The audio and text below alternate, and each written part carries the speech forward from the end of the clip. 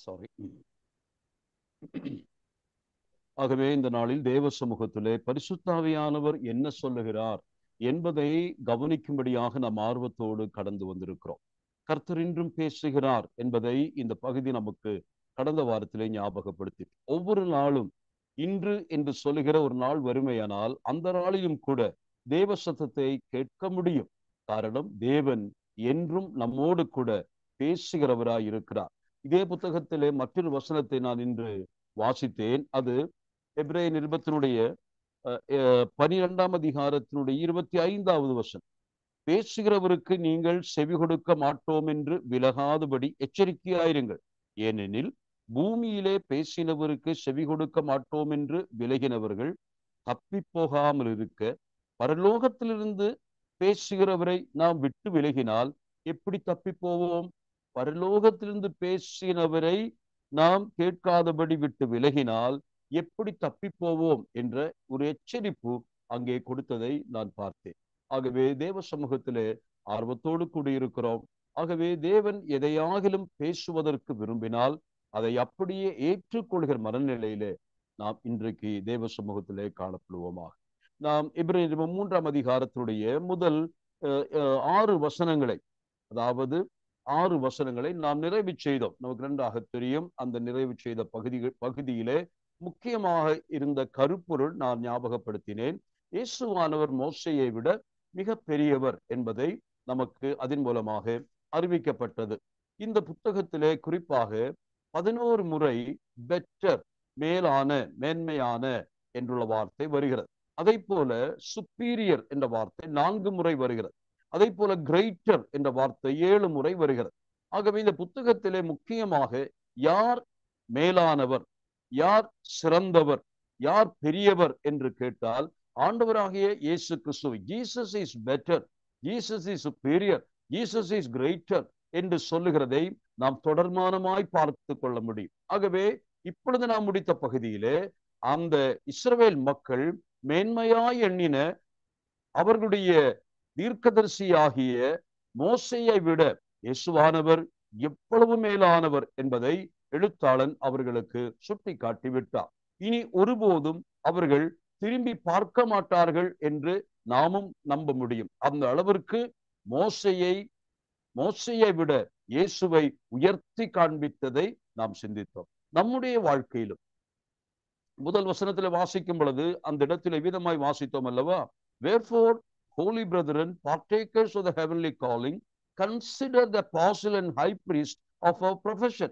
நாமும் கூட இந்த நாளிலே நாம் யாரை கவனித்து பார்க்க வேண்டும்? ஆங்கிலத்திலே கன்சிடர் என்ற வார்த்தை மட்டும்தான் போடப்பட்டிருக்கிறது. ஆனால் தமிழிலே கவனித்து பாருங்கள் என்று சொல்லப்படுகிறது. ஆகவே அது என்ன அர்த்தத்தில் சொல்லப்படுகிறது? இந்த இடத்துல சொல்லப்படுகிற கிரேக்க வார்த்தையானது வெறும் உங்கள் கண்களை ஏறெடுத்து பாருங்கள் என்ற அர்த்தத்தில் சொல்லப்படவில்லை.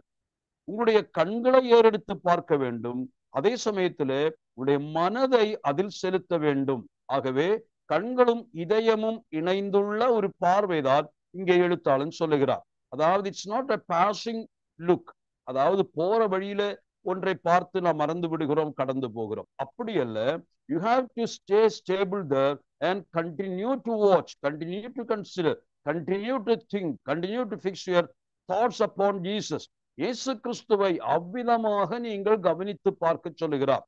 நம்முடைய வாழ்க்கையிலும் இது அவசியமான. ஒவ்வொரு நாள் காலையிலும் சிம்மாசனபதியாய இயேசு கிறிஸ்துவை நம்முடைய காலை தியானத்திலே பார்க்க வேண்டும். அதே சமயத்திலே அதே சிம்மாசனபதியானவர் தான் சிலுவை நாயகராக உலகத்தில் வந்து நமக்காக மரித்தார். அவர் தேவகுமாரன், ஆனால் மனுஷகுமாரன் ஆனார். நமக்கு பதிலாக மரிப்பதற்காக இயேசு கிறிஸ்துவானவர் மனிதனானார். அந்த மனிதனை மறுபடியும் அவர் மகிமையினாலும் கனத்தினாலும் முடிசூட்டி தேவனுடைய வலது பார்சத்திலே இன்று உட்கார வைத்திருக்கிறார். அந்த மகிமையான காட்சியை நாம் ஒவ்வொரு நாளும் காண வேண்டும். அந்த ஏசாயா பழைய ஏற்பாட்டு தீர்க்கதரிசி எவ்விதமாய் உயரமும் உன்னதமான சிங்காசனம் வீற்றிருந்த சேனைகளின் கர்த்தராகிய தேவனை கண்டானோ, அதை போல நாள்தோறும் நமக்கும் ஒரு தரிசனம் தேவைப்படுகிறது. யாரை குறித்துள்ள தரிசனம்? இயேசு கிறிஸ்துவை குறித்துள்ள சரியான தரிசனத்தை பெற்றுக்கொள்ள வேண்டும்.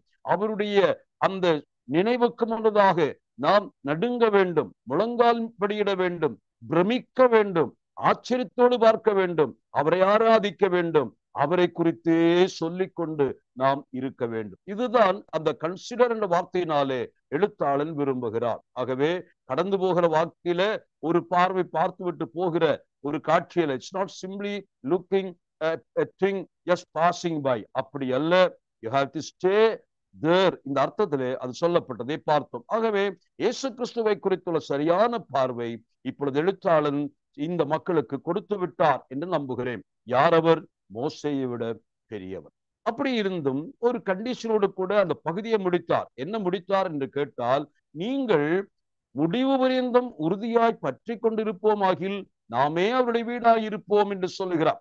நாம் கர்த்தருடைய வீடு, கர்த்தர் அதனுடைய எஜமானன், கர்த்தருடைய கட்டுமான பணி செய்த வேலை அந்த கட்டிடத்தின் உரிமையாளரும் உருவாக்கினவரும் அவரே.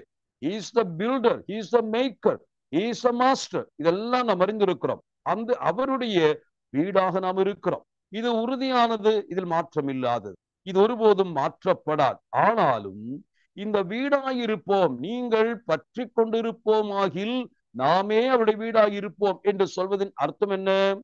நீங்கள் இயேசு கிறிஸ்துவை நோக்கி பார்த்து அவரே பற்றி கொண்டு இருப்போமேயாகில் நீங்கள் உங்களுடைய வாழ்க்கையில ரட்சிப்பினுடைய கடைசி நன்மைகளையும் அறுக்க முடியும். The ultimate blessings of the salvation can be attained. நீங்கள் ரட்சிக்கப்பட்டீர்கள், நீங்கள் இப்பொழுது இயேசு கிறிஸ்துவை பின்பற்றுகிறீர்கள், அவரை ஆராதிக்கிறீர்கள், அவரை அன்பு செலுத்துகிறீர்கள், இது சரியாக இருக்கிறது. ஆனால் ரட்சிப்பினுடைய முழுமை என்பது, ரட்சிப்பினுடைய ஆசீர்வாதங்கள், நிறைவுகளை அடைய வேண்டுமானால் உறுதியான ஒரு பற்றுமானம் நமக்கு கிறிஸ்துவோடு இருக்க வேண்டும். இல்லை என்றால் நாம் ரட்சிக்கப்பட்டவர்கள் நிச்சயமாக நம்முடைய கர்த்தருடைய வருகையில் எடுத்துக் கொள்ளப்படுவோம், அல்லது நாம் நம்முடைய மரணத்தின் வேளையிலும் கர்த்தருக்குள் நித்திரை அடையலாம். ஆனால் நாம் தேவ சமூகத்திலே போய் நிற்கும் பொழுது இந்த ரட்சிப்பு நமக்கு தந்த எல்லா ஆசீர்வாதங்களையும் இழந்தவர்களாய் போய் நிற்க முடியும். ஆகவே ரட்சிப்பினுடைய பூரண ஆசீர்வாதங்களை நாம் அடைய வேண்டுமானால் நாம் என்ன செய்ய வேண்டும்? நாம் கிறிஸ்துவை இன்னும் ஆழமாய் பற்றி கொள்ள வேண்டும். அப்பொழுதுதான் நிறைவான அனுபவத்திற்கு வர முடியும். அவருடைய வீடாய் இருக்கக்கூடிய அந்த அனுபவம் நமக்கு தொடர்ந்து கிடைக்கும் என்பதை எழுத்தாளன் சொன்னார். ஆனால் இதை சொல்லிவிட்டு தான் அடுத்த பகுதிக்கு போகிறார். அந்த பகுதி நான் ஏற்கனவே சொன்னது போல 7ஆம் வசனம் துவக்கி அதனுடைய 11ஆம் வசனம் வரைக்கும் எழுத்தாளன் திடீரென்று பழைய ஏற்பாட்டு ஆகமத்திலே சங்கீதம் 95 ஒரு சில வாசகங்களை மேற்கோள் காட்டுவதை நான் சொன்னேன். அப்போ இது எதை காட்டுகிறது? அந்த வசனம் எவ்விதமாய் 7ஆம் வசனத்தை பாருங்கள். ஆகையால், அப்போ ஏற்கனவே சொல்லப்பட்ட விஷயத்திற்கு இப்பொழுது சொல்லப்படுகிற விஷயம் தொடர்புடையதாய், தொடர்பு ஆகையால் என்ற இணைச்சொல் மூலமாக தொடர்பு படுத்துகிறார். ஏன் அதை சொல்லுகிறார்? ஆகையால் இப்படி நீங்கள் கர்த்தருடைய வீடாய் இருக்கிறீர்கள், அவ்விதமாய் நீங்கள் கர்த்தருடைய வீடாய் தொடர்ந்து அதன் நிறைவான வீட்டினுடைய சகல ஆசீர்வாதங்களையும் நீங்கள் பெற்றனுபவிக்க வேண்டும். அதற்காக உறுதியாய் பற்றி கொள்ளுங்கள். ஆகையால் என்று சொல்வதனாலே என் அர்த்தத்தில் ஏற்கனவே சொல்லப்பட்டுள்ள அந்த புத்திமதி, அந்த போதனைக்கு இப்பொழுது சான்றுகளை கொடுக்க விரும்புகிறார். அதற்கு சில சப்போர்ட்டிங் வேர்ட் இங்கே சொல்ல விரும்புகிறார். அந்த சப்போர்ட்டிங் வேர்ட் எங்கிருந்து வருகிறது? அது 95ஆம் சங்கீதத்தில் என்று எழுத்தாளர் ஞாபகப்படுத்துகிறார். அப்போ 95ஆம் சங்கீதத்தில் உள்ள சில விஷயங்கள் இங்கே சொல்வதற்கு காரணம், நாம் கர்த்தராகிய இயேசு கிறிஸ்துவினுடைய வீடாய் இருப்பதினாலே அந்த வீட்டின் நிறைவான ஆசீர்வாதங்கள் நாம் அடைய வேண்டும். இறுதிக்கு செல்லும் பொழுது நிறைவான ஆசீர்வாதங்களை பெற வேண்டும். அப்படி உறுதியாய் பற்றி கொள்ளாமல் இருந்தால் அதனால் வருகிற விளைவுகள், அதனுடைய இழப்புகள், அது என்ன? அதைத்தான் எழுத்தாளன் ஞாபகப்படுத்துகிறார். ஆகையால் நீங்கள் கர்த்தருடைய வீடாய் இருக்கிறீர்கள், ஆகவே எப்படி இருக்க வேண்டும்? அந்த வீடாய் நீங்கள் நிலைத்திருக்க வேண்டுமானால், ஆசீர்வாதங்களுடைய அந்த கடைசி எல்லைக்கு நீங்கள் வர வேண்டுமானால் நீங்கள் என்ன செய்ய வேண்டும்? அதற்குத்தான் ஒரு ஸ்கிரிப்சர் கோட் பண்ணப்படுகிறது. அதுதான் 95ஆம் சங்கீதத்திலிருந்து எழுத்தாளன் சொல்லுகிறதை போன வாரத்தில் ஞாபகப்படுத்தினேன். இப்பொழுது இன்றைக்கு நான் 95ஆம் சங்கீதம் அதனுடைய சில பகுதிகளை, அதனுடைய சில விஷயங்களை, அதிலிருந்து சில கருத்துக்களை சொல்லி நான் கடந்து போக விரும்புகிறேன். காரணம் என்னவென்றால், இந்த 95ஆம் சங்கீதத்தை எழுத்தாளன் இங்கு கோட் பண்ணுவதற்கு அவருக்குரிய காரணங்கள் இருக்கிறது. ஆகவே இந்த பகுதிக்கு அந்த 95ஆம் சங்கீதம் என்ன சொல்லுகிறது, அதை தான் அவர் சொல்லுகிறார். ஆனால் மொத்தமாக 95ஆம் சங்கீதத்தை எழுதின தாவீது எந்த கருத்தோடு எந்த நோக்கத்தோடு எழுதினார் என்பதையும் நாம் சிந்தித்தால் நலமாயிருக்கும். ஆகவே நாம் இன்றைக்கு 95ஆம் சங்கீதத்தை வாசிக்க கேட்போம். 95ஆம் சங்கீதம், அதுதான் இடையிலே சொல்லப்பட்ட ஸ்கிரிப்சர் ரீடிங் என்று சொல்லி இருந்தேன். காரணம், இந்த 3ஆம் அதிகாரம், எபிரேயர் 3ஆம் அதிகாரம், அதனுடைய 7 நின்று அதனுடைய 11 வசனங்கள் தான் அந்த சங்கீதக்காரன் அந்த சங்கீதத்தை கோட் பண்ணுகிற இடமாக இருக்கிறது. தொடர்ந்து 12 முதற்கொண்டுள்ள வசனங்கள் அந்த சங்கீதத்தை வைத்துக் கொண்டுள்ள எக்ஸ்போசிட்டரி சர்மன் என்று சொல்லலாம். அந்த சங்கீதத்தை வைத்துக் கொண்டு கான்டெக்ஸ்டுவலாக இந்த பகுதிக்கு அந்த சங்கீதத்தினின்று என்ன சொல்ல வேண்டுமோ அதை சொல்லுகிற அல்லது ஒரு சின்ன பிரசங்கம் அந்த சங்கீதத்தை தழுவி செய்கிறதால் 12 முதல் அதனுடைய 19ஆம் வசனம் வரை. இப்பொழுது நாம் அந்த சங்கீதத்தை வாசிக்கலாம். சங்கீதம் 95க்கு தயவாக வாருங்கள். எல்லாரும் வேத புத்தகத்தை பாருங்கள். மிக அருமையான ஒரு சங்கீதத்தை தேவன் நமக்கு எழுதி கொடுத்திருக்கிறார். சங்கீதம் 95. கர்த்தரை கம்பீரமாய் பாடி நம்முடைய இரட்சணிய கண்மலையை சங்கீர்த்தனம் பண்ண கடவோம் வாருங்கள். துதித்தலுடனே அவர் சந்நிதிக்கு முன்பாக வந்து சங்கீதங்களால் அவரை ஆர்ப்பரித்து பாட கடவோம். கர்த்தரே மகாதேவனும் எல்லா தேவர்களுக்கும் மகாராஜனுமாய் இருக்கிறார். பூமியின் ஆழங்கள் அவர் கையில் இருக்கிறது, பர்வதங்களின் உயரங்களும் அவருடையவைகள். சமுத்திரம் அவருடையது, அவரே அதை உண்டாக்கினார். வெட்டாந்தரையும் அவருடைய கரம் உருவாக்கிற்று. நம்மை உண்டாக்கின கர்த்தருக்கு முன்பாக நாம் பணிந்து குனிந்து முழங்கால் படியிட கடவோம் வாருங்கள். அவர் நம்முடைய தேவன், நாம் அவர் மேய்ச்சலின் ஜனங்களும் அவர் கைக்குள்ளான ஆடுகளும் ஆமே. இன்று அவருடைய சத்தத்தை கேட்பீர்களாகில் வனாந்தரத்தில் கோபமூட்டின போதும் சோதனை நாளிலும் நடந்தது போல உங்கள் இருதயத்தை கடினப்படுத்தாதேயுங்கள். அங்கே உங்கள் பிதாக்கள் என்னை சோதித்து என்னை பரீட்சை பார்த்து என் கிரியையையும் கண்டார்கள். 40 வருஷமாய் நான் அந்த சந்ததியை ஆலோசித்து அவர்கள் வெளிவி போகிற இருதயம் உள்ள ஜனம் என்றும் என்னுடைய வழிகளை அறியாதவர்கள் என்றும் சொல்லி என்னுடைய இளைப்பாறுதலில் அவர்கள் பிரவேசிப்பதில்லை என்று என்னுடைய கோபத்திலே ஆணையிட்டேன். தேங்க்யூ. வேதவசனத்தை கர்த்தர் ஆசீர்வதிப்பாராக. 95ஆம் சங்கீதத்தை தாவீது எழுதினார் என்பதை நாம் எபிரேயர் 4ஆம் அதிகாரத்தின் மூலமாய் அறிந்து கொண்டிருக்கிறோம். ஆகவே தாவீதின் சங்கீதம். இந்த தாவீதின் சங்கீதத்தை தாவீது இன்றைக்கு அதை எழுதுவதற்குள்ள காரணம் இங்கே நான் வாசித்தோம். அல்லது தாவீது அந்த சங்கீதத்தில் என்ன சொல்லுகிறார்? முதலாவதாக அவர் சொல்லுகிற பகுதி 95ஆம் சங்கீதத்தினுடைய 1 முதல் அதனுடைய 7வது வசனம் வரைக்கும் ஒரு பகுதி. அதிலே தேவன் யார், இஸ்ரவேலின் தேவனாகிய கர்த்தர் யார் என்பதை முதலாவது விளக்கி சொல்லுகிற பகுதி. தேவன் யார் என்பதை சொல்லுகிறார். இரண்டாவதாக இந்த தேவனுடைய சத்தம் எவ்வளவு விலையேற பெற்றது என்று சொல்லுகிறார். இதுதான் 2 குறிப்புகள். ஆனால் அந்த சத்தத்திற்கு செவிமடுக்காமல் அவிசுவாசத்தோடு தேவனிடத்திலே வந்தவர்கள், காணப்பட்டவர்கள் எந்த நிலைமைக்கு தள்ளப்பட்டார்கள் என்பது அதனுடைய விளைவாக சொல்லுகிறார். அப்ப நான் சொல்ல வந்தது, நம்முடைய இஸ்ரவேல் தேவனாகிய கர்த்தருடைய மகிமையை சொல்லுகிறார். அவர் யார் என்பதை விளக்கி சொல்லுகிறார். 2, அவர் பேசுகிற தெய்வம், அவருடைய சத்தம் தம்முடைய ஜனங்களுக்கு கேட்கப்படும். அவ்விதமாய் ஜனங்கள் சத்தத்தை கேட்டபின் அதற்கு கீழ்ப்படியாமல் அவிசுவாசத்தோடு நடந்ததினாலே அவர்கள் அனுபவிக்க வேண்டி வந்த கான்சிக்வன்ஸ், பின் தீய விளைவுகள் என்ன? இதுதான் சங்கீதத்தினுடைய மொத்த பிடிச்சார். அப்படியானால் 1 முதல் அதனுடைய 7வது வசனம் வரைக்கும் தாவீது ஆண்டவரை எப்படி சொல்லுகிறார்? முதலாவது வசனத்திலே அவர் சொல்லும் பொழுது, he is the rock of our salvation. இங்கே அவர் என்ற வார்த்தை தன்னுடைய ஜனத்தினுடைய, இஸ்ரவேல் ஜனத்தினுடைய கண்மலையார், இரட்சண்ய கண்மலையார் என்று கேட்டால் அவர்கள் சொல்ல முடியும், தங்களுடைய தேவனாகிய கர்த்தர் தங்களுடைய இரட்சண்ய கண்மலை. கண்மலை என்ற வார்த்தையின் பொருள் நமக்கு 2ஆக தெரியும்.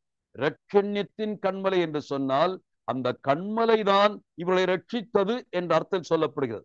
இதை நாம் பழைய ஏற்பாட்டிலே தேவனை கண்மலையோடு ஒப்பிட்டு சொல்கிற அநேக வேத பாகங்கள் பழைய ஏற்பாட்டிலும் இருக்கிறது. அவரே நம்முடைய கண்மலை.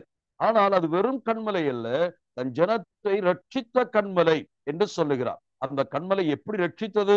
அதற்கு அநேக வார்த்தைகள், விளக்கங்கள் நாம் கொடுக்க முடியும். ஒன்றுக்கு பின் ஒன்றாக பல குறிப்புகளை சொல்ல முடியும். அந்த கண்மலை எவ்விதமாய் இஸ்ரவேல் மக்களை பரிபாலித்தது, காத்தது என்பதற்கு. ஆகவே தாவீது கடந்த கால சரித்திரத்தை திரும்பி பார்த்து தங்கள் தேவனாகிய கர்த்தர் எங்களுடைய ரட்சிப்பின் கண்மலை, he is the rock of our salvation என்று முதல் சொல்லுகிறார்.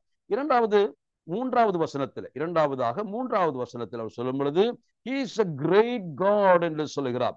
அவரே மகாதேவன் என்று சொல்லுகிறார். அதே வசனத்தில் மூன்றாவதாக தேவர்களுக்கும் மகாராஜனுமாயிருக்கிறார். அப்போ he is a rock of salvation, he is a great God and he is a great king above all gods என்று சொல்லுகிறார். அப்போ தேவர்கள் மேல் ஆட்சி செய்கிற தேவாதி தேவன் என்று தேவனை அவர் வெளிப்படுத்துகிறதை பார்க்க முடியும். அதே போல 4வது 5ஆம் வசனத்திலே நீங்கள் வாசித்தால் சமுத்திரம் அவருடையது, அவரே அதை உண்டாக்கினார், வெட்டாந்திரையையும் அவருடைய கரம் உருவாக்கிற்று. அகில லோகத்தின் ஆண்டவர் அல்லது அனைத்து சராசரங்களையும் உருவாக்கின சர்வ வல்லவராகிய சிருஷ்டிகர்த்தர் தான் எங்கள் தேவன் என்பதை அவர் ஞாபகப்படுத்துகிறார். அப்ப தேவனுடைய மேன்மையை சொல்லிக் கொண்டே வருகிறார். Is a creator of all things என்று 5ஆம் வசனத்தில் வாசிக்கிறோம். 6ஆம் வசனத்துக்கு வரும் பொழுது பாருங்கள், நம்மை உண்டாக்கின கர்த்தருக்கு முன்பாக நாம் பணிந்து குனிந்து முழங்காற்படியிட கடவோம், வாருங்கள். அங்கே அவர் சொல்லும் பொழுது he is a maker of his people. எல்லா மனுஷரையும் உண்டாக்கினவர் தான், அனைத்து சராசரங்களையும் வார்த்தையை உருவாக்கினவர் தான், சிருஷ்டிகர்த்தர் தான். ஆனால் there is a special relationship with God, with his people. தன்னுடைய ஜனத்தோடு உள்ள தேவனுடைய உறவை தாவீது சொல்லும் பொழுது அவர் நம்மை உண்டாக்கினார். மனித குலத்தை குறித்தோ அல்லது மற்றுள்ள சராசரங்களை குறித்து அல்லவர் சொல்லுகிறார். என்ன சொல்லுகிறார்? நம்மை உண்டாக்கின கர்த்தர். இங்கே சொல்லுகிறது தேவ ஜனத்தை குறித்து சொல்லுகிறார். தன்னுடைய மக்களை குறித்து, இஸ்ரவேல் மக்களை குறித்து சொல்லுகிறார்.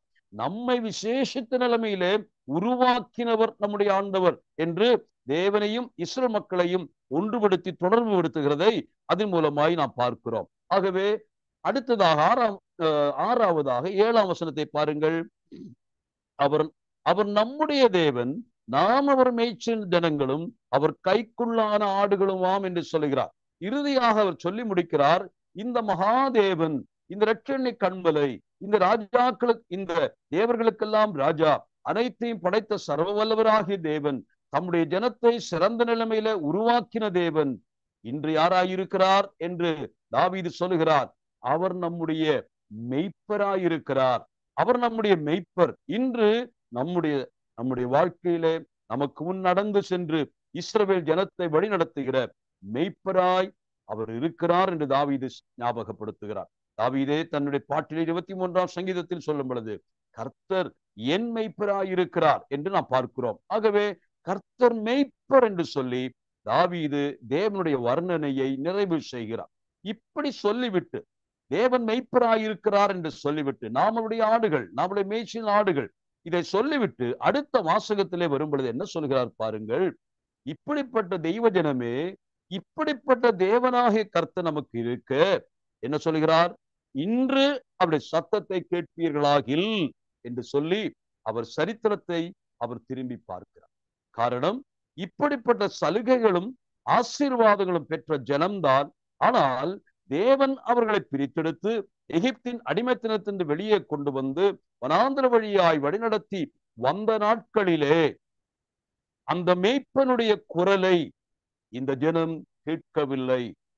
அன்றைக்கு அந்த மேய்ப்பன் பேசிக்கொண்டு வந்தார். மோசே மூலமாக அந்த மேய்ப்பனுடைய குரல் இஸ்ரவேல் மக்கள் மத்தியிலே பாளையத்திலே துணித்து கொண்டிருந்தது. ஆனால் அந்த சத்தத்திற்கு இந்த ஜனம் செவி கொடுக்கவில்லை.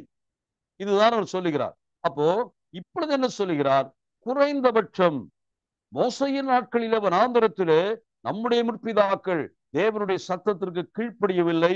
அவர்கள் முரட்டாட்டம் செய்தார்கள், அந்த மேய்ப்பனை புறக்கணித்தார்கள், தங்களுக்கென்று சொந்த தெய்வங்கள் உண்டாக்க பார்த்தார்கள், தங்களுக்கென்று சொந்த உண்டாக்கி உருவாக்கி திரும்பி அவர்கள் எகிப்து போவதற்காக முயற்சித்தார்கள். ஆனால் இப்பொழுது தாவீது ஒரு வேண்டுதல் வைக்கிறார்.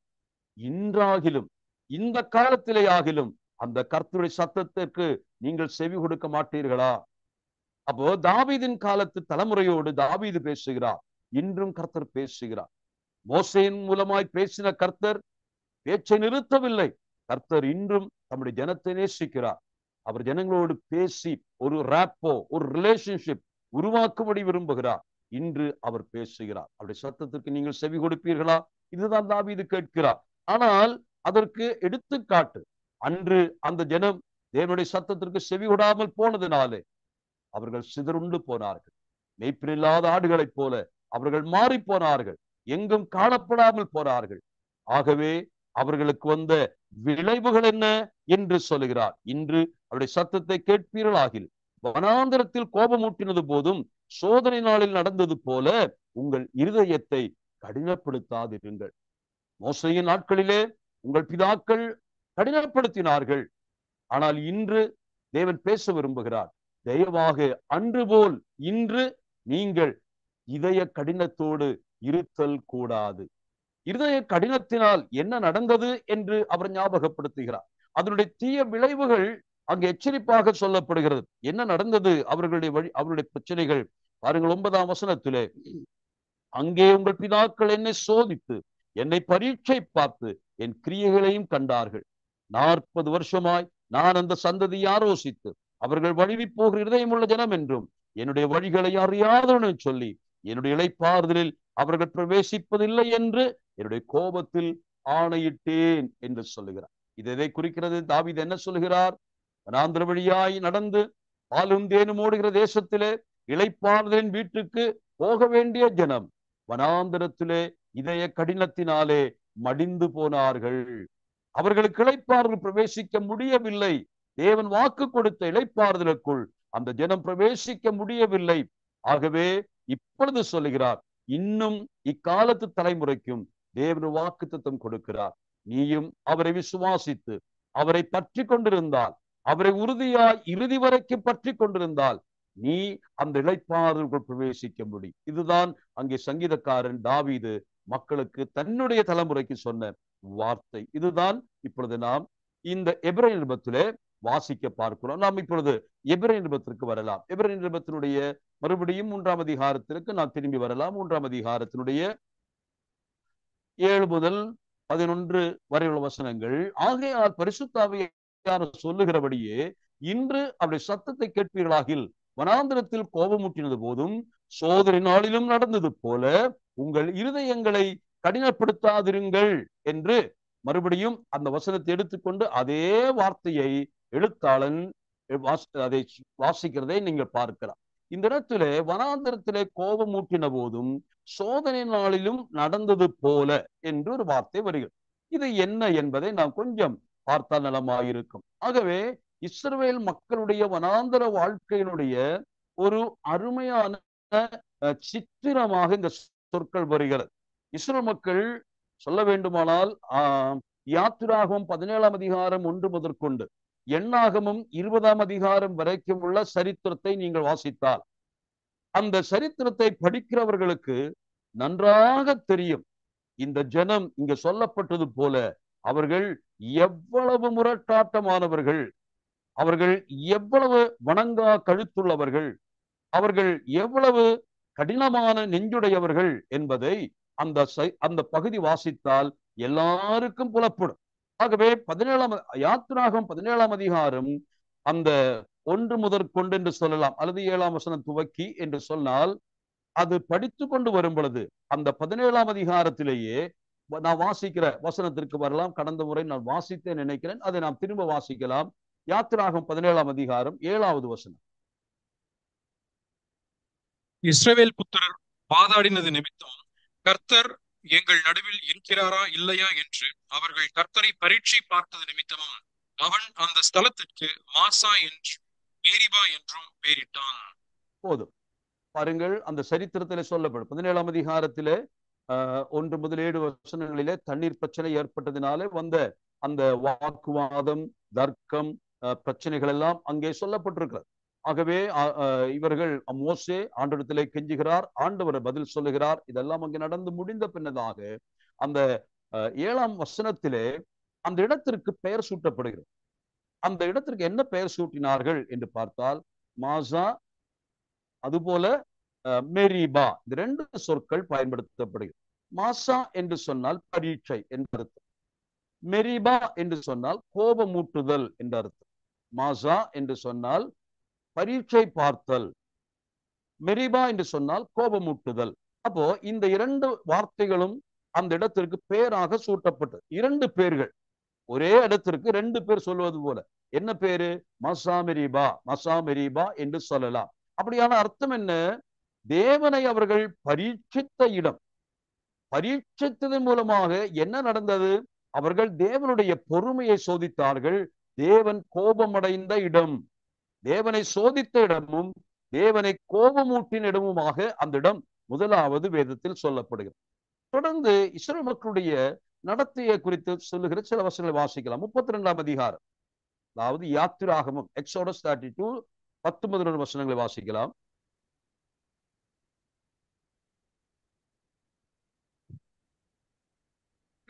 என் கோபம் இவர்கள் மேல் மூளவும் நான் இவர்களை அழித்து போடவும் விட்டுவிடும், உன்னை ஒரு பெரிய ஜாதியாக்குவேன் என்றார். மோசே தன் தேவனாகிய கர்த்தரை நோக்கி, கர்த்தாவே, தேவரீர் மகா பலத்தினாலும் வல்லமையுள்ள கையினாலும் எகிப்து தேசத்திலிருந்து புறப்பட பண்ணினேன். உம்முடைய ஜனங்களுக்கு விரோதமாக உம்முடைய கோபம் பற்றி எறிவதென்ன? மலைகளில் அவர்களை கொன்று போடவும் பூமியின் மேல் இராதபடிக்கு அவர்களை நிர்மூலமாக்கவும் அவர்களுக்கு தீங்கு செய்யும் பொருட்டே அவர்களை புறப்பட பண்ணினார் என்று எகிப்தியர் சொல்வானேன். உம்முடைய கோபத்தின் உக்கிரத்தை விட்டு திரும்பி உமது ஜனங்களுக்கு தீங்கு செய்யாதபடிக்கு அவர்கள் மேல் பரிதாபம் கொள்ளும். மோசே தேவ சமூகத்திலே நின்று பரிந்து பேசுகிறதை தான் இங்க வாசித்தோம். இப்போ 32ஆம் அதிகாரத்திலே நாம் என்ன பார்க்கிறோம்? இப்பொழுது அவர்கள் சீனாய் பக்கத்திலே இருக்கிறார்கள். சீனாய் பக்கத்திலே அவர்கள் இருக்கிறார்கள். ஏற்கனவே இருந்தது ரெவிதீம். ரெவிதீமிலே தான் அந்த பெயர் சூட்டப்பட்டது. மசா மெரிபா, பரீட்சை, கோபமூட்டுதல். இப்பொழுது 32:10 வாசிக்கும் பொழுது தேவன் கோபமூட்டினவர, தேவனை கோபமூட்டி தேவனுடைய கோபம் வெளிப்படுத்தப்படுகிற நிலைமை பார்க்கிறோம். அவருடைய கோபம் குரோதமாய் மாறி இந்த ஜனத்தை நான் அழித்து விடும்படி என்னை நீ விட்டுவிடு என்று ஆண்டவர் மோசேயிடத்திலே பேசுகிறார். காரணம், மோசே இந்த ஜனத்தை அழிப்பதற்காக உண்மையாக மோசே சொல்லணும், அழித்து விடு ஆண்டவரே. ஆனால் இந்த ஜனத்தினுடைய அந்த வணங்கா கழுத்தும் அவிசுவாசமும் முரட்டாட்டமும் அதை பார்த்து தேவன் கோபமடைகிறார். தேவனை கோபமூட்டின மக்கள் இவர்கள். ஆனால் அந்த இடத்திலே மோசே இடையிலே நின்று இந்த ஜனத்திற்காக வேண்டுதல் செய்த ஆண்டவருக்கே புத்திமதி சொல்லுவது போல சொல்லுகிறதை நீங்கள் பார்க்கலாம். நான் சொல்ல வந்தது, இஸ்ரவேல் ஜனத்தாருடைய வாழ்க்கையை மொத்தமாக நாம் பார்த்தால் அவர்கள் தேவனை சோதிக்கிறவர்களும், அதாவது பரீட்சை பார்க்கிறவர்களும், தேவனை கோபமூட்டுகளுமாய் இருந்திருக்கிறார்கள் அவருடைய நடத்தினாலே என்பது சொல்லப்படுகிறது. இது சீனாயில நடந்தது. மறுபடியும் நாம் எண்ணாகமம் 20ஆம் அதிகாரம் 1 முதல் 12 வசனங்களுக்கு வருகிறோம். அந்த பகுதியிலே நடந்த சம்பவம் உங்களுக்கு ஞாபகம் இருக்கலாம். எண்ணாகமம் 20ஆம் அதிகாரம் 1 முதல் 12 வரைக்கும் 1ஆம் வசனத்தையும் 11, 12 வசனங்களை வாசிக்கலாம்.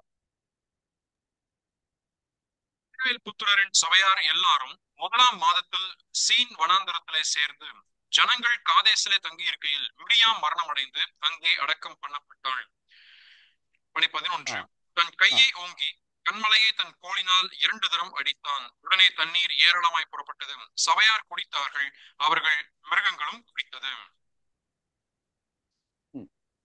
தொடர்ந்து 12 பின்பு கர்த்தர் மோசேயும் ஆரோனையும் நோக்கி, இஸ்ரவேல் புத்திரரின் கண்களுக்கு முன்பாக என்னை பரிசுத்தம் பண்ணும்படி நீங்கள் என்னை விசுவாசியாமற் போனபடியால் இந்த சபையாருக்கு நான் கொடுத்த தேசத்திற்குள் நீங்கள் அவர்களை கொண்டு போவதில்லை என்றார். இங்கு தேவன் கோபப்பட்டது யார் மேல் என்று கேட்டு, உண்மையாகவே இஸ்ரவேல் மக்கள் மேலே கோபப்பட்டதை விட தன்னுடைய தாசர்கள் மேலே தேவன் கோபப்பட்டதை பார்க்கிறோம். அது எனக்கு ஆச்சரியமான ஒரு பகுதிதான். அங்கு உண்மையாகவே மோசே கோபமடைவதற்கு காரணம் இஸ்ரவேல் மக்கள். அவர்கள் தேவனுக்கு விரோதமாக முறுமுறுக்கிறார்கள். அந்த பகுதி சரித்திரத்தை நாம் பார்த்தால் நமக்கு தெரியும். தண்ணீர் இல்லை, சரிதான், மிகப்பெரிய கொடுமையான ஒரு பிரச்சனை தான். லேக் ஆஃப் வாட்டர், தண்ணி இல்லைன்னா என்ன செய்வோம் வனாந்தரத்திலே, அது நமக்கு நன்றாக தெரியும். ஆனால் பரிகாரம் தேவனிடத்திலே இருந்தது என்று பார்க்கிறோம். மோசேயினிடத்திலே கர்த்தர் சொல்லுகிறார், நீ மலையோடு பேசு, கண்மலையோடு பேசு. ஆனால் அங்கே ஒரு சின்ன ஒரு கம்யூனிகேஷன் கேப் என்று நான் நினைக்கிறேன். மோசேயினிடத்தில் ஆண்டவர் சொல்லும் பொழுது ஆரோனையும் மோசையும் பார்த்து சொல்லுகிறார், நீங்கள் தேவனுடைய கோலை கையில் எடுத்து போக சொல்லுகிறார். இந்த ஒரு வார்த்தை மோசே கவனமாய் கேட்டிருக்கலாம். ஆகவே தேவசனில் வைக்கப்பட்டிருந்த கோலை எடுத்து தேவனுடைய பேச்சுக்கு கீழ்ப்படியும்படியாக கன்மலைக்கு போகிறார். ஆனால் தேவனுடைய கோலை கையிலே வைத்து கொண்டு ஆண்டவர் சொன்னது நீ வாயாக பேசு என்றுதான். ஆனால் என்ன தெரியல, மோசே தேவனுடைய கோல் கையில் இருந்த காரணத்தினாலே, வழக்கமாக கோலை பயன்படுத்தி அடிப்பது வழக்கமானதினாலே, மோசே தன்னுடைய இமோஷனல் அப்செட்ல, தன்னுடைய மானசீக, தன்னுடைய உணர்ச்சி வயப்பட்ட சூழ்நிலையிலே, கோபத்தினாலே, கையில் கோல் இருந்ததினாலே அதை வைத்து அடித்து விடுகிறார். தேவன் சொன்னது கையில் கோல் இருக்கணும், கோல் இல்லாமல் வந்துடாதே, கோலை எடுத்துக்கிட்டு வா, ஆனால் கோல் கையில தான் இருக்கணும், நீ கண்மலை அடிக்க சொல்லுகிறார். அவிதமாய் மோசே என்ன கண்மலையை பார்த்து பேசு என்று சொல்லுகிறார். இது ஒரு கம்யூனிகேஷன் மிஸ்டேக்கா என்று கூட யோசித்து பார்த்தேன். அவிதமாக மோசே என்ன செய்கிறார், தேவனுக்கு விரோதமாய் வேண்டும் என்று தவறு மோசே செய்யவே இல்லை. இது ஒரு உணர்ச்சி வயத்தினாலே, கோபத்தினாலே, உணர்ச்சியினாலே வந்த ஒரு பெரிய பிரச்சனை. அவன் அடித்து விட்டான். ஆனால் தேவன் அதை எப்படி பார்க்கிறார் பாருங்கள். ஆரோனையும் மோசையும் சொல்லி, நீங்கள் ஜனத்திற்கு முன்னதாக என்ன பரிசுத்தப்படுத்தல, இரண்டாவது நீங்கள் என்னை அவிசுவாசித்தீர்களே. இது ஜனத்திற்கு சொல்லல, மோசைக்கு சொல்லுகிற வார்த்தை. அதனால தான் ஆரோனும் மோசையும் இனி வாக்கு தேசத்தில் பிரவேசிக்க முடியாதபடிக்கு தடை உத்தரவு பெற்றார்கள். இது இஸ்ரவேல் மக்களுடைய பாவத்தை சொல்லிக் கொண்டு வரும் பொழுது தலைவர்களுடைய பாவத்தை கூட தேவன் எவ்வளவு கவனிக்கிறார் என்பதற்கு நான் சொல்லுகிறேன். அந்த இடத்திலே அது மோசேயினுடைய தவறு, ஆரோனுடைய தவறு என்று சொல்லி தேவன் சொன்னதை பார்க்க முடியும். அப்போ தெய்வ ஜனம் செய்கிற தவறுகளினாலே தேவன் கோபப்படுகிறார். ஆனால் மோசே கோபப்பட்ட பொழுது மோசே ஒரு தவறான காரியத்தை தேவன் செய்ய சொல்லாததை செய்ததினாலே மோசேக்கு மிகப்பெரிய இழப்பு வந்ததை பாருங்கள். ஒரு சின்ன தவறுதான். ஆனால் அடுத்ததாக இந்த ஜனத்தினுடைய தொடர்ந்து நாம் பார்க்கும் பொழுது என்னாகும் 20:1 முதல் 12 வரைக்கும் தான் அந்த கலக தண்ணீர் என்று சொல்லலாம். அதாவது அதற்கு கூட மெரிபா என்று சொல்லலாம். என்று சொன்னால் தேவனை பரீட்சை பார்த்து கோபமூட்டின இடமாக அந்த இடம் காணப்பட்டது என்று சொல்லலாம். அது நமக்கு துக்கத்தை கூட சீன் வனாந்தரத்தில் நடந்த ஒரு சம்பவம். ஆனால் இதை குறித்து உபாக புத்தகத்திலே மோசே லேவியரை குறித்து சொல்லுகிற பகுதியில ஒரு வார்த்தை பயன்படுத்துகிறார். 33:8 கொஞ்சம் படிக்கலாம். 33:8. லேவியை குறித்து நீ மாசாவிலே பரீட்சை பார்த்து மேரிபாவின் தண்ணீரிடத்தில் வாக்குவாதம் பண்ணின உன் பரிசுத்த புருஷன் வசமாய் உன்னுடைய தும்மீம் ஊரீம் என்பவைகள் இருப்பதாக. போதும். இந்த இடத்துல லேவியை குறித்துள்ள ஆண்டவருடைய அல்லது மோசேயினுடைய ஆசீர்வாத வாசகங்கள் தான் அது. அந்த பகுதி வாசிக்கும் பொழுது அதை சரியாக புரிந்து கொள்வது ரொம்ப கடினமான பகுதி. ஆனாலும் சொல்லப்பட்ட அந்த இடத்துல 2 வார்த்தைகளை நம்ம மறுபடியும் பார்த்தோம், மாசா, மெரிபா. இந்த இடத்திலே தான் தேவனை பரீட்சை பார்த்தார்கள். அப்ப மாசா மெரிபா என்று சொல்லுகிறது யாத்திராகம் 17ஆம் அதிகாரத்தில் சொல்லப்படுகிற அந்த இடம் தான் என்று சொல்லலாம். 2 வார்த்தைகள் அந்த பேராக கொடுக்கப்பட்டிருக்கிறது. ஆனால் அந்த தன்மை, அதாவது அந்த தன்மை இஸ்ரவேல் மக்களுடைய வாழ்நாள் முழுவதும் வனாந்தரத்திலே தொடர்ந்து காணப்பட்டது என்று சொன்னால் அவர்கள் மாசாவினுடைய மெரிபாவினுடைய ஜனமாகத்தான் வாழ்ந்தார்கள். எந்த காலத்திலும் எக்காலத்திலும் 40 வருஷம் தேவனுடைய அற்புதமான கிரியைகளை கண்டும் கேட்டும் கூட அவர்கள் தேவனை பரீட்சை பார்க்கிறார்கள், சோதிக்கிறார்கள்.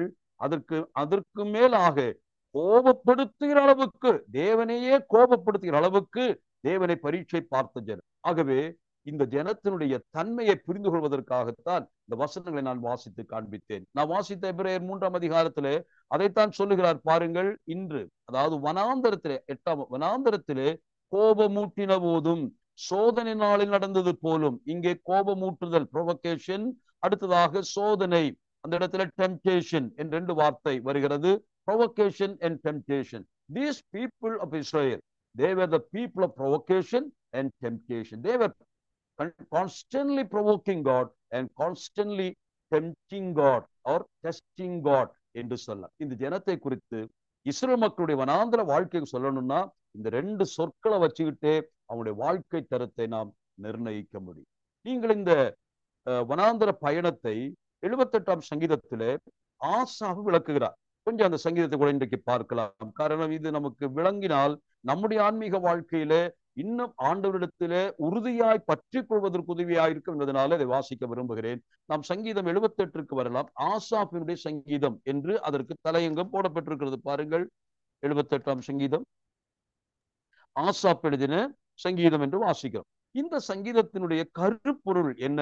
ஆசாப் எதற்காக இந்த சங்கீதத்தை எழுதுகிறார் என்று கேட்டால் அதனுடைய விளக்கத்தை 7-8 வசனங்களிலே நாம் வாசிக்க முடியும். அதாவது சங்கீதம் 78 தேவன் மேல் அவர்கள் தங்கள் நம்பிக்கையை வைத்து தேவனுடைய செயல்களை மறவாமல் அவர் கற்பனைகளை கை கொள்ளும்படிக்கும் இருதயத்தை செவ்வைப்படுத்தாமலும் தேவனை உறுதியாய் பற்றி கொள்ளாமலும் இருந்த முரட்டாட்டமும் கலகமும் உள்ள சந்ததியாகிய தங்கள் பிதாக்களுக்கு அவர்கள் சொல்வது மேலே சொல்லப்பட்டுள்ளது சந்ததிகள், பிள்ளைகள். அதாவது 6ஆம் வசனத்தில் பாருங்கள், இனி பிறக்கும் பிள்ளைகளாகிய பின் சந்ததியார். அதுதான் அந்த இடத்துல அவர்கள் என்று சொல்கிறார்.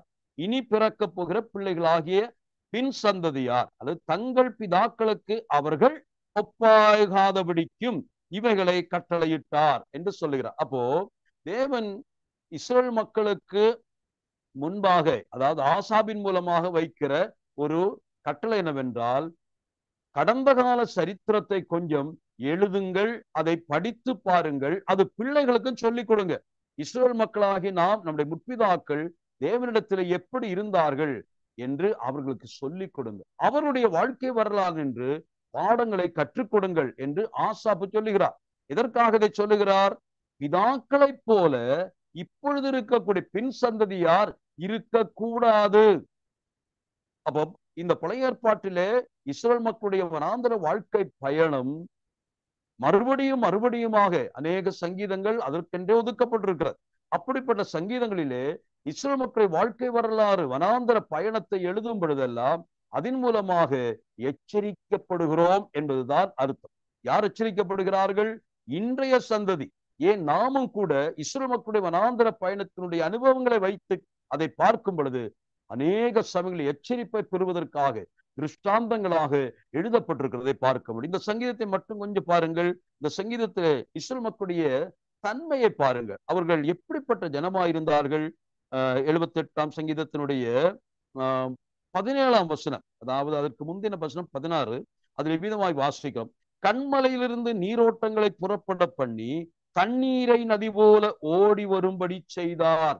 இஸ்ரேல் மக்களுடைய வனாந்தர பயணத்தினுடைய நன்மையான அனுபவங்களை தேவன் அங்கே ஆசாப்பு சொல்லுகிறார். நீங்கள் அதை வாசிக்க வேண்டுமானால் 10லிருந்து கீழே வாசித்தால் அழகாக தேவனுடைய கிரியைகளை குறித்து அவ்வளவு அற்புதமாய் வர்ணிக்கிறார்.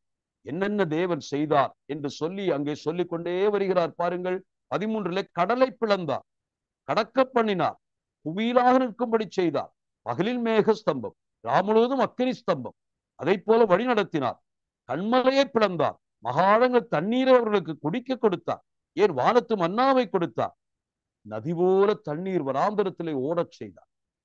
ஆனால் அடுத்த வாசம் என்ன சொல்கிறது? 17, என்றாலும் அவர்கள் பின்னும் அவருக்கு விரோதமாய் பாவம் செய்து வறண்ட வெளியிலே உன்னதமானவருக்கு கோபமூட்டினார்கள்.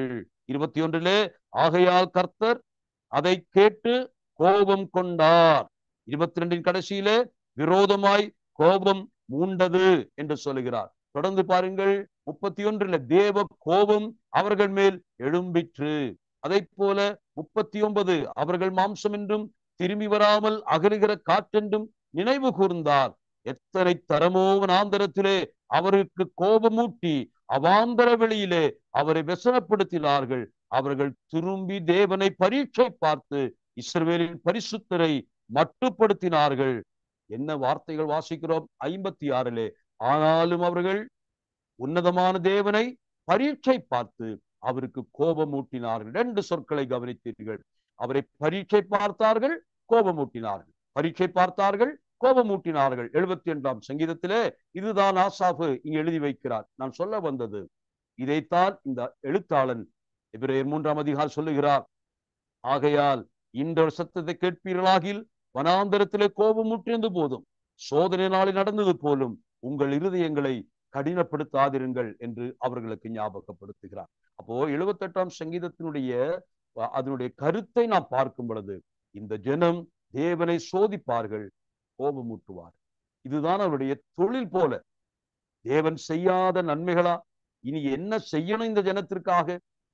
அதிசயமான காரியங்களை, சூப்பர் நேச்சுரலான ஒரு அற்புதமான சவதரிப்பு எல்லாம் கொடுக்கப்பட்ட பின்னதும் தேவனை மறுதலித்த ஜனம்.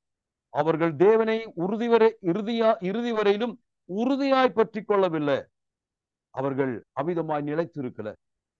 அதனால் என்ன நடந்தது? அதேதான் இப்பொழுது வாசித்தீர்கள். உங்கள் இருதயத்தை கடினப்படுத்த வேண்டாம். அந்த சங்கீதத்தினுடைய விளக்கத்தை இங்கே சொல்லும் பொழுது பாருங்கள். அந்த சங்கீதத்தில் விதமாய் சொல்லுகிறார். 9, அங்கே உங்கள் பிதாக்கள் என்னை சோதித்து என்னை பரீட்சை பார்த்து 40 வருஷம் என் கிரியைகளை கண்டார்கள். கர்த்தருடைய பிள்ளைகளே, இன்றைக்கு கூட நான் அதை சொல்லுகிறேன். தேவன் நமக்குன்னதாக தன்னுடைய கிரியைகளை நம்முடைய கண்களுக்கு எதிராக வைத்து காண்பிக்கிறார். ஆனா அநேக சமயங்களிலே தேவனுடைய கிரியைகளை கண்டும் கூட மனம் கடினப்பட்டவர்களாய் வாழ்ந்து கொண்டவர்கள். இது துக்கத்திற்கு எதுவான விஷயம். தேவன் தம்முடைய பிள்ளைகள் பார்க்க வேண்டும் என்பதற்காக அவருடைய அற்புதங்களை நிகழ்த்தி கொண்டே இருக்கிறார். ஆனால் கண்கள் குருட்டாட்ட மிக்கவர்களாக தேவனுடைய காரியங்களை காண முடியாதவர்களை போல நாம் பார்க்கிறோம். நமக்கு நன்றாக தெரியும், ஆண்டவராக இயேசு கிறிஸ்து பூமியில் இருந்த பொழுது நமக்கு தெரியும் 3 பட்டணங்களை குறித்து ஐயோ என்று கரை, ஓ அண்டு தோஸ் 3 cities. அந்த 3 பட்டணங்கள் நமக்கு நன்றாக தெரியும். மத்தேயு 11ஆம் அதிகாரம் 20 அந்த இடத்தை வாசிக்கிறோம். அதிலே என்ன சொல்லுகிறார் என்று பார்த்தால், அந்த பெத்சைதா, கப்பர்நகூம், கோரசி, அவர்கள் மேலுள்ள குற்றச்சாட்டு என்ன? அவர் சொல்லுகிறார், உங்களிடத்திலே நடந்த இந்த அற்புதங்கள் வேறு எங்காக நடந்திருந்தால் என்றோ அந்த ஜனங்கள் எல்லாம் மனம் திரும்பி இருப்பார். அப்போ கோரசின், கப்பர்நகூம், பெத்சைதா, இது சொல்ல வேண்டுமானால் ஒருத்தர் சொல்லுகிறார், இது ஏறத்தாழ ஒரு சின்ன ஒரு குட்டி வட்டாரத்துக்குள் இருக்கக்கூடிய இடமாக இருக்கிறதா. அதாவது சொல்ல வேண்டுமானால் ஒரு 7 ஸ்கொயர் மைல் இருக்கக்கூடிய 3 பட்டணங்கள், கான்சென்ட்ரேட்டடா பக்கமா இருக்கிற 3 பட்டணங்கள். அப்போ கர்த்தர் அதிசயங்களையும் அற்புதங்களை நிகழ்த்தின இடம் இந்த முக்கோண வடிவில் உள்ள இடத்திற்குள்ளாக இருக்கிறது என்று நம்புகிறேன். அவ்வளவு குட்டி இடத்திலே அற்புதங்களாக செய்தார். அதை அவர்கள் கண்டார்கள், கேட்டார்கள், ஆனால் உணரவில்லை. கண்டும் கேட்டும் தேவனுடைய கிரியைகளை உணராமல் மன கடினத்தோடு வாழ்ந்தவர்கள் தான் பழைய ஏற்பாட்டு கால இஸ்ரவேல் மக்கள், வனாந்திர பயிர்களாய் இருந்தவர்கள். அவர்களை குறித்து என்ன சொல்லப்பட்டது? ஆதலால் அவர் சொல்லுகிறார், நான் அந்த சந்ததியை ஆலோசித்தேன், எப்பொழுதும் வழி போகிறதே உள்ள ஜனம் என்றும் வழிகள் என்னுடைய வழிகளை அறியாதவர் என்றும் சொன்னேன். தேவனுடைய இதயத்தின் குமுறலை பாருங்கள். தான் சம்பாதித்த தன்னுடைய ஜனம், தான் உருவாக்கின தன்னுடைய ஜனம், தான் போஷித்து பாதுகாத்து பொக்கிஷமாய் வைத்த தன்னுடைய ஜனத்தை குறித்து தேவன் சொல்லுகிறார், நான் வெறுத்து போயிட்டேன், நான் சங்கடப்படுகிறேன், நான் ஆலோசித்தேன் என்று சொந்த ஜனத்தை குறித்து சொல்லுகிறார் என்றால் அந்த நிலைமை எவ்வளவு கொடுமையானது பிரியமானவர்கள். அதற்கு காரணம் என்ன? அவர்களுடைய வழுவி போகிற இருதயம், கடினம் உள்ள இதயம். இதுதான் காரணம் என்று அங்கே எழுத்தாளன் சொல்லுகிறார். இதை சொல்லிவிட்டு தேவன் கடைசியாக அவரால் வேறு என்ன செய்வதென்று சொல்ல தெரியல. ஆண்டவருக்கு அப்படி சொல்லக்கூடாதால சொல்லுகிறேன். இந்த ஜனத்தோடு கூட நான் போதும் என்று ஆகிவிட்டது. இவர்களுக்கு செய்த நன்மைகள் எல்லாம் இவர்கள் மறந்தார்கள். இவர்கள் என்னை தூக்கி எறிந்து விட்டார்கள். நான் அவர்களுக்கு ஒரு வாக்குத்தத்தம் கொடுத்திருந்தேன். பிதாக்களுக்கு கொடுத்த வாக்குத்தத்தம் என்ன? நான் ஒரு நாள் உங்கள் பிதாக்களுக்கு சொன்ன வாக்குத்தத்தின்படியே உங்களை இளைப்பாறுதலுக்கு பிரவேசிக்க செய்யும். வனாந்தரத்திலே பரதேசிகளாக, அடிமைகளாக நீங்கள் இருந்தீர்கள். ஆனால் ஒரு நாள் வருகிறது, அன்று உங்களுடைய பிதாக்களுக்கு நான் வாக்கு கொடுத்த அந்த இளைப்பாறுதலின் இடத்திற்கு, இளைப்பாறுடைய அந்த தேசத்திற்கு உங்களை நான் கொண்டு போய் சேர்ப்பேன் என்று சொல்லியிருந்தேன். ஆனால் அந்த வார்த்தை சொல்லி இருந்தும் கூட, அந்த வாக்கு தத்தம் சொல்லி இருந்தும் கூட, இப்பொழுது வாக்கு தத்தத்தோடு கூட ஆணையிட்டு சொல்லுகிற ஒன்றை சொல்லுகிறார். என்ன சொல்லுகிறார்? இங்கே ஆணையிட்டேன். இந்த வார்த்தை கடினமானது. என்னுடைய இளைப்பாறுதலில் அவர்கள் பிரவேசிப்பதில்லை என்று என்னுடைய கோபத்தில் ஆணையிட்டேன். தேவன் வாக்கு கொடுப்பதும் வாக்கு தத்தம் செய்வதும் மென்மையான காரியம். அந்த வாக்குத்தத்தத்தை உறுதிப்படுத்துவதற்காக தேவன் ஆணையிடுவார். நாம் ஆபிரகாமுடைய வாழ்க்கையில எபிரேயர் 6ஆம் அதிகாரத்தில ஆணையோடு கூடிய ஒரு வாக்குத்தத்தம் என்று பார்க்கும். காரணம், ஆணை வாக்குத்தத்தத்தை கூட நீங்கள் நம்பாம போகலாம், ஆனால் அந்த ஒரு வாக்குத்தத்தம் சொன்னாலே போதுமானது. ஆனால் அதன் மேல கூட ஒருவேளை தேவன் செய்வாரா இல்லையா என்று சந்தேகம் உங்களுக்கு வந்தால், தேவன் சொல்லுகிறார், நான் என் பேரில் ஆணையிடுகிறேன், தைரியமாய் நம்புங்கள். நான் வாக்கு உண்மையுள்ள தேவன், ஆணையிட்டால் அதற்கு அப்புறமாக மாற்றம் இல்லை என்று பொருள். இங்க என்ன சொல்கிறார் தெரியுமா? அவிசுவாசமுள்ள சந்ததியே, இதய கடினமுள்ள சந்ததியே, நீ என்னுடைய இளைப்பாறுதலில் பிரவேசிக்க மாட்டா என்று கோபத்திலே ஆணையிடுகிறேன். இனி ஒருபோதும் திருத்த மாட்டார், அதை இனி ஒருபோதும் மாற்ற முடியாது. இந்த ஆணையின் பேரில் என்ன நடந்தது நமக்கு நன்றாக தெரியும். கீழே வரும் பொழுது இந்த வசனம் நமக்கு அழகாக சொல்லுகிறது. நான் 17, 18 இன்றைக்கு படித்து நிறைவு செய்கிறேன். அதாவது இடையில வசனங்கள் உண்டு, ஆனால் இதோடு சம்பந்தப்பட்ட நிலைமையிலே இருதய கடினத்தினாலே, வழுவி போகிற இருதயத்தினாலே வந்த வினை என்ன என்று பார்த்தால் 17ஆம் வசனத்திலே சொல்லுகிறார்,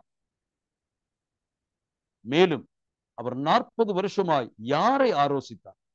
பாவம் செய்தீர்கள் அல்லவா? அவருடைய சவங்கள் வனாந்தரத்தில் விழுந்து போயிற்றே.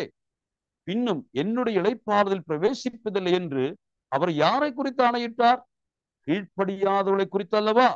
ஆதலால் அவிசுவாசத்தினாலே அவர்கள் அதில் பிரவேசிக்க கூடாமற் போனார்கள் என்று பார்க்கிறோம். இது எழுத்தாளனுடைய முடிவுரை.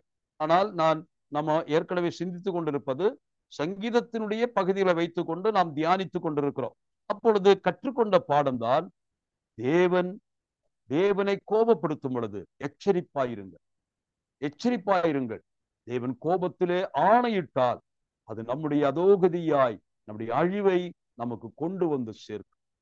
எத்தனை லட்சம் மக்கள் புறப்பட்டார்கள்? ஆண் மக்கள் மட்டும் 6 லட்சம் 6 லட்சம் படை வீரர்கள், 6 லட்சம் மேற்பட்டவர்கள். ஆனால் அதில் 2 நபர்கள் தவிர அத்துணை பேர்களும் வனாந்தரத்திலே கொல்லப்பட்டார்கள். காரணம் என்ன?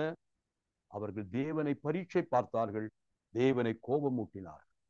இது மகா கொடிய பாவம். இது எதனாலே சம்பவித்தது? இவர்கள் இவ்விதமாய் தேவனை பரீட்சித்ததும் தேவனை கோபமூட்டினதும் எதனால் என்று கேட்டால், இங்க வாசிக்கிற வசனத்தினாலே, அவிசுவாசத்தினாலே. தேவனை அவிசுவாசித்ததினாலே அவர்கள் தேவனை பரீட்சித்தார்கள், தேவனை கோபமூட்டினார்கள். அதன் விளைவாக வனாந்தரத்திலே அழிக்கப்பட்டார்கள். அவிசுவாசம் என்ற கொடிய பாவம், அது தேவனால் பொறுத்து கொள்ள முடியாத பாவம். தேவன் இப்படிப்பட்ட நன்மைகளை செய்து, நாம் சங்கீதம் 97 வாசித்தது போல, அவர் நம்முடைய இரட்சண்ய கண்மலை, அவர் மகா தேவன், அவன் தேவர்களுக்கெல்லாம் ராஜா, அவர் சிருஷ்டி கர்த்தர், அவர் தம்முடைய ஜனத்தை உருவாக்கினவர். கடைசியாக அவர்தான் மேய்ச்சலின் ஆடுகள், அவர் நம்முடைய மேய்ப்பன். இவ்விதமாய் இருக்கக்கூடிய ஆண்டவரை, அப்படிப்பட்ட தெய்வத்தினுடைய சொற்களை கவனிக்கல. அன்று பேசினார் அதே தெய்வம் தாவீதின் காலத்திலே பேசுகிறார் என்று தாவீது சொல்லுகிறார். ஆனால் இப்பொழுது இந்த காலத்தில், அதாவது எபிரேயர் நிருபத்தின் காலம் என்று சொல்லி நான் சொல்ல, இந்த காலகட்டத்தில் நம்மோடு கூட கர்த்தர் பேசுகிறார். எதை குறித்து பேசுகிறார் தெரியுமா? இன்னும் நம்மிடத்தில் காணப்படுகிற அவிசுவாசம். அவிசுவாசம் எப்படி வருகிறது? அதற்கு காரணங்கள் நாம் இனி கற்றுக்கொள்ள முடியும். வேறொன்றினாலும் அல்ல, வழுவி போகிற இருதயமும் கடினமாய் போன இருதயம். இந்த 2 காரணங்கள் நம்முடைய இருதயத்தை இன்று சோதித்து பார்க்கும், நம்முடைய இருதயத்தின் நிலைமையை சோதித்து பார்க்கும். கடினமான இருதயம் என்னவாகும் தெரியுமா?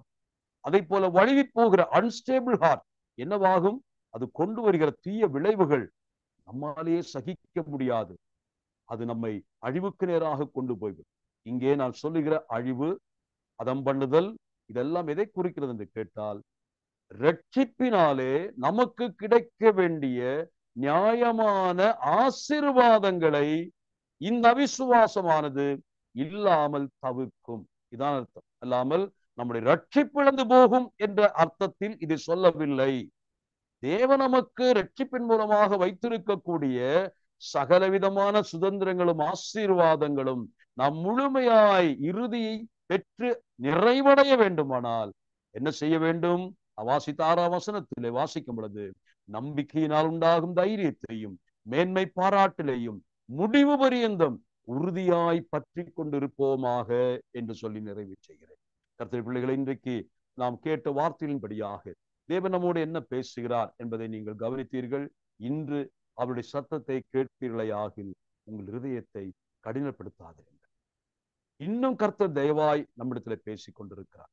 ஆகவே நம்முடைய வாழ்க்கையிலே, அந்தரங்க வாழ்க்கையிலே, நம்முடைய இருதயத்தில் இருக்கக்கூடிய எல்லா விதமான அவிசுவாசத்தையும் கடினத்தன்மையையும் நாம் களைந்து விட்டு, ஆண்டவரே பேசும், அடியேன் கேட்கிறேன், நான் கீழ்ப்படிய தயாராயிருக்கிறேன் என்ற ஒரு அர்ப்பணிப்போடு கூட தேவ சமூகத்தில் நம்மை ஒப்புக் கொடுப்போம். கர்த்தர் நம்மை ஆசீர்வதிப்பாராக. நாம் ஜெபித்து நிறைவு செய்யலாம்.